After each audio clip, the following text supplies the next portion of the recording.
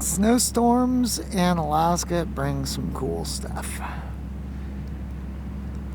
This right here is an aircraft that you wouldn't see normally.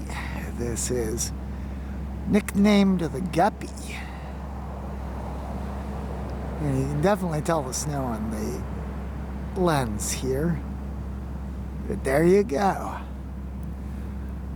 Two different sets of planes tonight that are quite unique and you would not get them normally.